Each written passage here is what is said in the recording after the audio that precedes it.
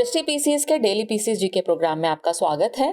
शुरुआत करते हैं पिछले अभ्यास प्रश्न से, जिसमें हमने आपसे पूछा था किस देश ने हेलीकॉप्टरों के लिए एशिया के पहले प्रदर्शन आधारित नेविगेशन का प्रदर्शन किया। आपके ऑप्शन थे ऑप्शन ए चीन, option B America, option C Bharat या फिर ऑप्शन डी रूस। तो इस प्रश्न का सही उत्तर है विकल्प सी भारत। आप में से कई व्यूअर्स ने इस प्रश्न का एकदम ठीक जवाब दिया है। इसी तरह अपने सुझाव, प्रतिक्रियाएं और जवाब हमें भेजते रहिए, हमें इसका इंतजार रहता है। चलिए अब आगे की बात को एक्सप्लेनेशन से समझते हैं। हाल ही में भारत गगन उपग्रह प्रौद्योगिकी के उपयोग को प्रदर्शित करने वाला एशिया का पहला देश बन गया है। गगन का पूरा नाम GPS aided geo augmented navigation है। इस उपग्रह को इसरो यानी भारतीय अंतरिक्ष अनुसंधान संगठन और भारतीय विमानपत्तन प्राधिकरण यानी AAI द्वारा संयुक्त रूप से विकसित किया गया है। गगन उपग्रह को सटीकता, उपलब्धता और प्रामाणिकता प्रदान करने के लिए डिजाइन किया गया है, जो उपयोगकर्ताओं को उड़ान के सभी चरणों के लिए जीपीएस पर भरोसा करने में सक्षम बनाएगा। इस तरह इस प्रश्न का सही उत्तर होगा विकल्प सी भारत। नेक्स्ट क्वेश्चन है, हाल ही में विश्व खाद्य सुरक्षा दिवस के अवसर पर राज्य खाद्य सुरक्षा सूचकांक का कौन सा संस्करण लॉन्च किया गया है। आपके ऑप्शन है 5वां, 6वां, 7वां या फिर 8वां। तो इस प्रश्न का सही उत्तर है विकल्प ए 5वां। चलिए एक्सप्लेनेशन की बात को समझते हैं। हाल ही में विश्व खाद्य सुरक्षा दिवस के अवसर पर केंद्रीय स्वास्थ्य और परिवार कल्याण मंत्री ने 5वां राज्य खाद्य सुरक्षा सूचकांक यानी SFSI लॉन्च किया है। बता दें कि इंडेक्स वर्ष 2022-23 के लिए जारी किया गया है। इसका उद्देश्य स्वस्थ प्रतिस्पर्धा को बढ़ावा देना है, साथ ही देश भर में खाद्य सुरक्षा पारिस्थितिकी तंत्र में सकारात्मक बदलाव को बढ़ाना भी है। साथ ही सभी तक सुरक्षित व पौष्टिक भोजन की पहुंच सुनिश्चित करना भी इसका एक लक्ष्य है। गौरतलब है कि बड़े राज्यों में केरल को पहला स्थान प्राप्त हुआ है, उसके बाद पंजाब और तमिलनाडु का स्थान रहा।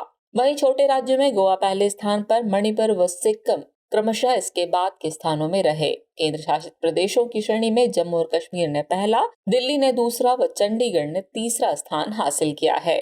चलिए अब जानते हैं राज्य खाद्य सुरक्षा सूचकांक यानी SFSI के बारे में। ये राष्ट्रीय स्तर पर खाद्य सुरक्षा सूचकांक है। बता दें कि ये सूचकांक खाद्य सुरक्षा के 6 अलग अलग स्तरों पर केंद्र शासित प्रदेशों व राज्यों के प्रदर्शन का मूल्यांकन करता है।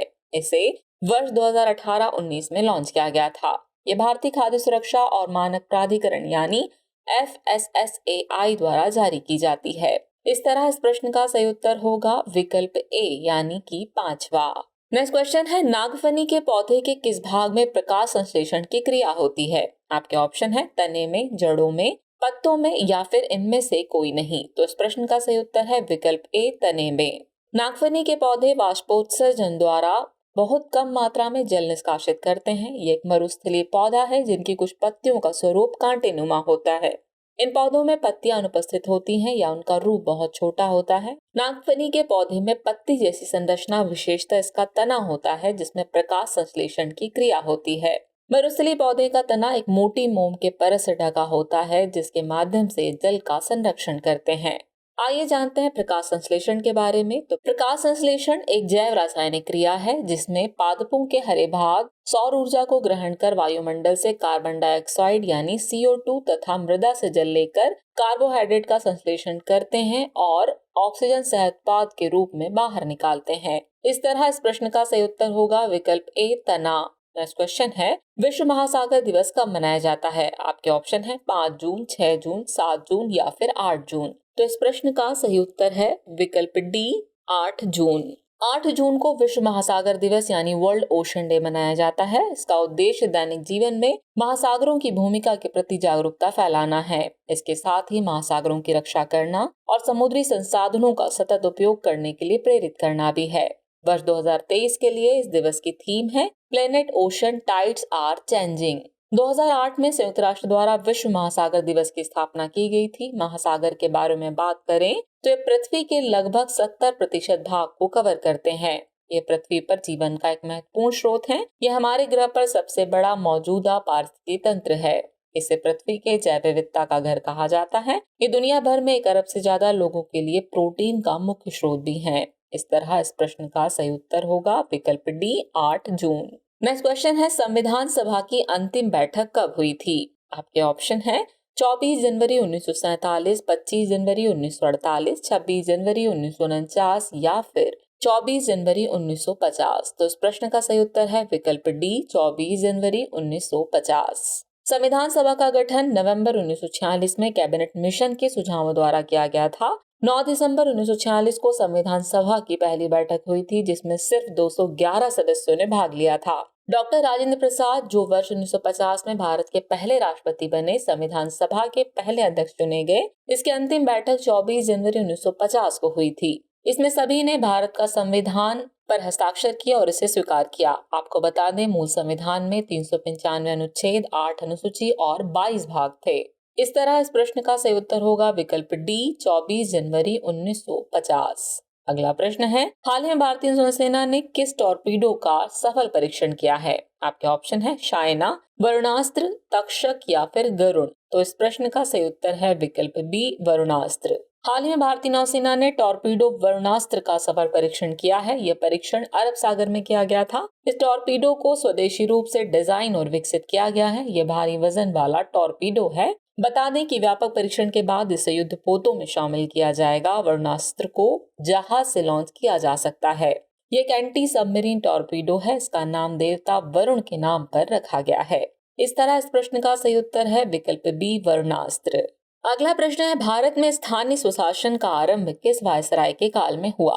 आपके ऑप्शन है lord Lytton, lord Curzon, lord Ripon या फिर लॉर्ड चेम्सफोर्ड। तो इस प्रश्न का सही उत्तर होगा विकल्प सी, लॉर्ड रिपन। लॉर्ड रिपन ने स्थानीय स्व सरकारें स्थापित की। पंचायतें और नगरपालिका बोर्ड की स्थापना के कारण इन्हें स्वशासन के पिता के रूप में जाना जाता है। 1882 में रिपन ने स्थानीय स्वशासन की स्थापना का प्रस्ताव रखा था। उन्हें विवादास्पद हथियारों और वर्नाकुलर प्रेस एक्ट को निरस्त करने के लिए भी जाना जाता है। उनके द्वारा 2 नए विश्वविद्यालय, पंजाब विश्वविद्यालय और इलाहाबाद विश्वविद्यालय खोले गए थे। रिपन ने शिक्षा में सुधार की आवश्यकता का अनुभव करने के बाद एक शिक्षा आयोग गठित करने का निर्णय लिया और सर विलियम हंटर को शिक्षा आयोग का अध्यक्ष नियुक्त किया। इस तरह इस प्रश्न का सही उत्तर होगा विकल्प सी, लॉर्ड रिपन। नेक्स्ट क्वेश्चन है, हैदराबाद में किस संत की प्रतिमा को स्टैच्यू ऑफ इक्वालिटी के रूप में जाना जाता है? आपके ऑप्शन है तुलसीदास, शंकराचार्य, रामानुजाचार्य या फिर बसवन्ना। तो इस प्रश्न का सही उत्तर है विकल्प सी, रामानुजाचार्य। हैदराबाद में रामानुजाचार्य की 213 फीट ऊंची प्रतिमा को स्टैच्यू ऑफ इक्वालिटी के रूप में जाना जाता है। तमिलनाडु के श्री पेरम्बुदूर में वर्ष 1017 में जन्मे रामानुजाचार्य को वैदिक दार्शनिक और समाज सुधारक के रूप में जाना जाता है। उन्होंने समानता एवं सामाजिक न्याय का समर्थन करते हुए पूरे भारत की यात्रा की थी। रामानुजाचार्य वेदांत के विशिष्टाद्वैतवाद की उपशाखा के मुख्य प्रस्तावक के रूप में प्रसिद्ध हैं। विशिष्ट द्वैतवाद वेदांत दर्शन की एक अद्वैतवादी परंपरा है। ये सर्वगुण संपन्न परम सत्ता का अद्वैतवाद है, जिसमें मात्र ब्रह्म का अस्तित्व माना जाता है, लेकिन इसकी अभिव्यक्ति विविध रूपों में होती है। उन्होंने नवरत्नों के नाम से प्रसिद्ध 9 शास्त्रों की रचना की और वैदिक शास्त्रों पर कई भाष्यों की भी रचना की। इस तरह इस प्रश्न का सही उत्तर है विकल्प सी, रामानुजाचार्य। चलिए अब हम पहुंच गए एपिसोड के अंतिम प्रश्न पर। तो अंतिम प्रश्न है, समाचारों में रहा कखोवका बांध किस देश में स्थित है? आपके ऑप्शन है रूस, सूरीनाम, नॉर्वे या फिर यूक्रेन। तो इस प्रश्न का सही उत्तर है विकल्प डी, यूक्रेन। कखोवका बांध दक्षिणी यूक्रेन में नीपर नदी पर बना एक प्रमुख जल विद्युत संयंत्र और विशाल जलाशय है। ये 6 जून 2023 को एक विस्फोट में नष्ट हो गया, जिससे युद्धग्रस्त क्षेत्र में बड़े पैमाने पर बाढ़ और मानवीय संकट उत्पन्न हो गया है। कखोवका बांध वर्ष 1956 में सिंचाई, विद्युत उत्पादन और नौ परिवहन के लिए नीपर नदी का उपयोग करने के लिए बनाया गया था।